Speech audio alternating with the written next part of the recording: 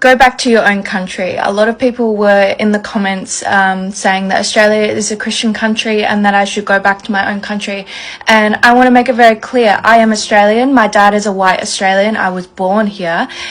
So if you are a white Australian, by that standard, you should go back to your own country. A lot of people don't know that Islam touched Australia before the British colonised Australia and before Christianity came to Australia. There was a group called the Muslim, I think it's called Muslim Makasan.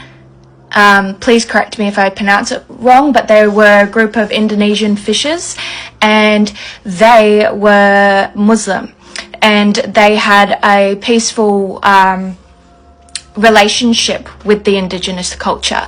So next time you look at, I guess, discriminating someone that is Muslim just because they are wearing a hijab doesn't mean that they are Arab, and just because you think Australia is a Christian country doesn't mean it actually was before the white British people colonized Australia. أسترالية ردت على عنصري الإسلام وصل أستراليا قبل المسيحية فارجع أنت لبلدك. Australia is a free country. So I don't know where all of this arrogance comes from. You know, it's ironic that I get told to go back to my own country when I was born and raised here, and then not only that, that Islam hit Australia before the European Christians ever did. And I feel like we should really educate ourselves on Australian history. A lot of Australians don't know Australian history. You know, Islamophobia is quite loud in Australia and quite... I don't really feel like we're dealing with ignorance anymore. I do feel like we're predominantly dealing with arrogance and a lot of people that just don't care to want to research or understand, and that at the end of the day is your choice. But I would strongly maybe rethink certain things that we say to one another. I mean, the comment section of that video was foul. The whole point of that video was me standing up for Jesus, and everyone was too busy feeling insulted and wanting to talk to each other. So rude in the comments, when really at the end of the day I was defending your God, even if you don't agree with me being Muslim.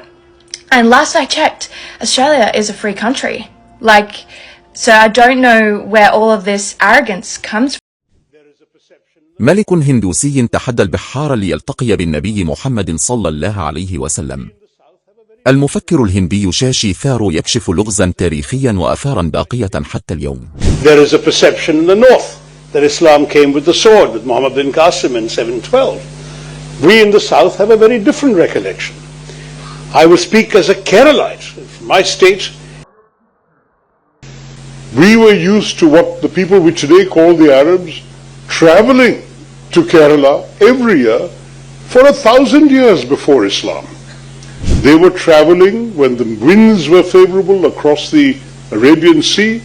They would come, they would settle on the west coast of Kerala, they would trade, they would marry locally, they would spend a few months, and when the winds changed, they would go back every year, year after year, for centuries. Centuries. So Islam came to us as news, not through a sword, but as news from people who had been traveling, who were familiar to us, who were part of us in many ways for millennia. And they came to us, people we're familiar with, were trading with us, living with us, and they said, hey, you know what's happening in our peninsula? We have a prophet, and this is what he's saying.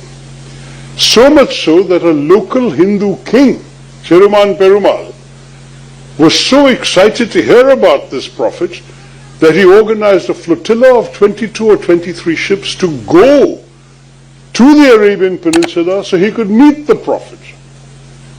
Most of those ships didn't make it. They got stranded in what we today know as Lakshadweep or the Maldives. But he made it. And what is fascinating is that you can see the evidence of his journey even today. In Oman, south of Salalah, there are Kerala coconut trees growing from coconuts he took with him, which are not native to the Arabian Peninsula. Now this is how we relate. الإسلام لا يساوم أحد ولا ينحني لأحد، إنه دين الانضباط. أمريكيان يدافعان عن الإسلام رغم أن الإسلام لا يحتاج من يدافع عنه. Because Islam don't bend for nobody. It's discipline. Pray 5 times a day. Fast when you're hungry. Lower your gaze. Control your ego. No alcohol, no drugs, no gambling. Now that's structure. Self-control. That's real accountability in a world that's addicted to comfort. That kind of discipline exposes people.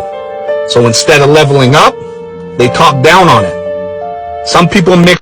This is exactly why I've been interested in Islam. It preaches everything that I'm for today. I was the exact opposite of that. I was a man that was pleasure-seeking, had no discipline, was flailing in the wind, going nowhere. And yet our society here in the West, we look down upon this religion, and it's absolutely ridiculous. You look at the state that we're in these days in the West, and it's pathetic. Maybe it wouldn't be bad if more of us started looking. لبيك اللهم لبيك. هكذا تبدأ مدرسة في الهند بيومها طيلة شهر ذي الحجة. لبيك اللهم لبيك لبيك لا شريك لك لبيك إن الحمد والنعمة لك والملك لا شريك لك لبيك اللهم لبيك لبيك لا شريك لك إن الحمد والنعمة لك والملك لا شريك لك الله أكبر الله أكبر لا إله إلا الله الله أكبر الله أكبر ولله الحمد أشهد أن لا أن لا إله إله إلا إلا الله الله وأشهد أشهد أن أن محمدا محمدا رسول رسول الله. الله. أشهد أشهد أن أن لا لا إله إله إلا إلا الله الله وأشهد وأشهد أن أن محمدا محمدا رسول رسول الله. الله.